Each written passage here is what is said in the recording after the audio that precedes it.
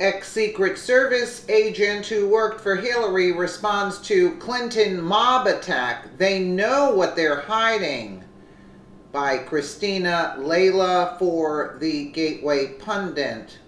Former Secret Service agent who worked for Hillary, Dan Bongino, threatened to reveal details of Bill Clinton's tryst on convicted pedophile Jeffrey Epstein's private jet dubbed Lolita Express, as previously reported during a Twitter spat with former Hillary Clinton aide Nick Merrill. Former Secret Service agent Dan Bongino threatened he may reveal new details about Bill's trips on the Lolita Express.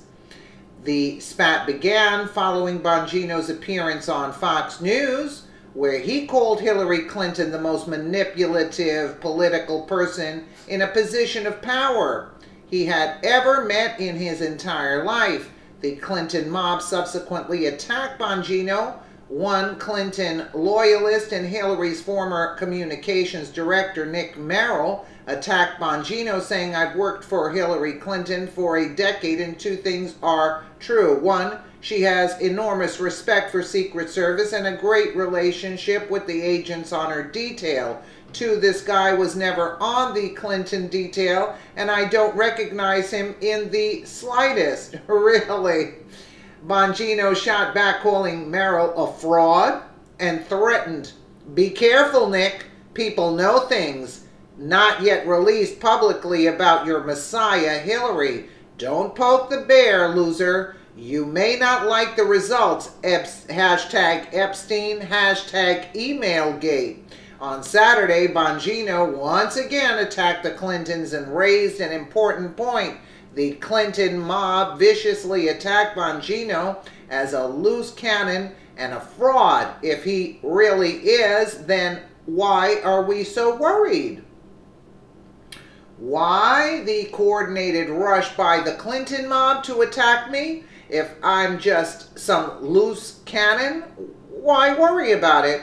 Why not just move along? It's because they know what they're hiding, Bongino tweeted. Wow.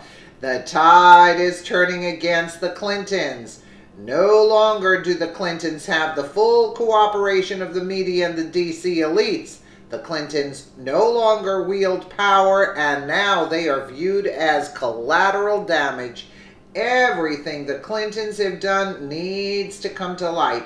They should be investigated and brought to justice.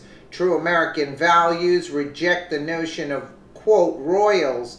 The Clintons have been viewed as royalty for too long, and it's time to end the charade. Here's Bongino on Fox and Friends slamming the Clintons and the Clinton mob. There are secrets about the Clintons that the public doesn't know yet. Wow. Wow. He's not afraid for his life? Wow.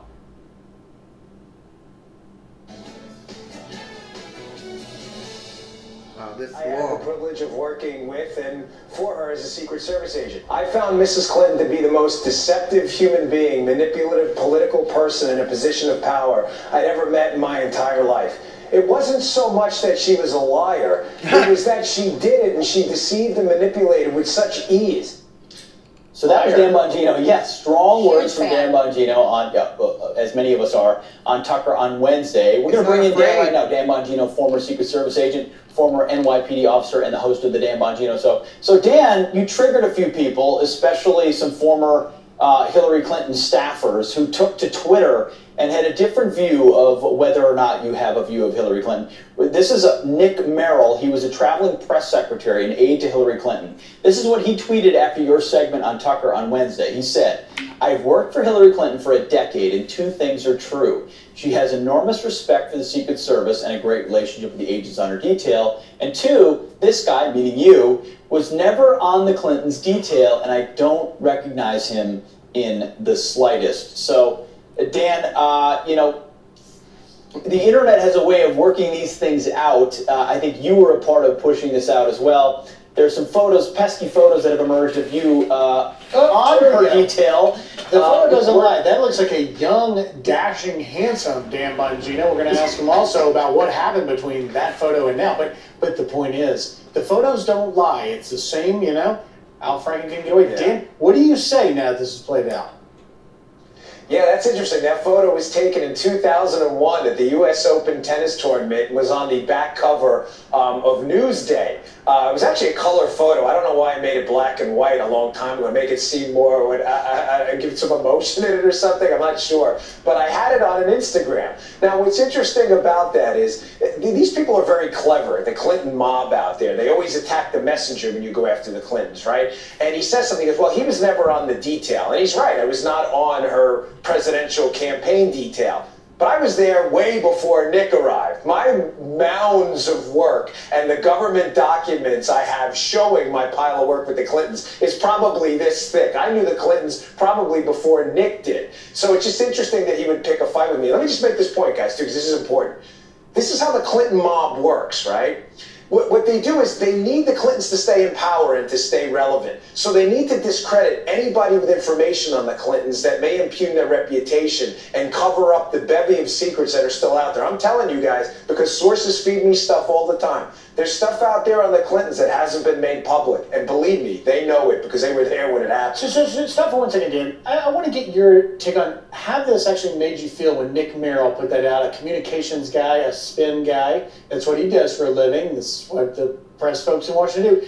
Put that photo up for 1 more second. You're sitting literally behind her in proximity, and your job at that very moment, your job is to protect her should the unthinkable happen. You're very close, perhaps the closest in proximity to her. We have seen, certainly, in public events like this, things can happen. Your life is technically on the line there. We shouldn't overlook that point. How does it make you feel when Nick Merrill says, nah, you weren't even there? Yeah, well, it's kind of disgusting, and he's a disgusting human being. He really is. He's never put his life on the line for anything other than maintaining the sad, sick political aura of the Clintons. And you know, I say to Nick, who tweeted that and, you know, went after me, the message, that's fine. You're certainly entitled to do that. I respect your right to fight back, but I'm going to fight too. You know, I swore an oath to the Constitution in the Secret Service. I did not swear an oath to cover for the misdeeds of your messiah, Hillary Clinton, and neither did the people who contact me. I can't give them up, and, you know, fair enough, Griff, some people have said, well, you know, if you have information, put it out there. I totally understand that, I get it, but I don't think you understand the position I'm in.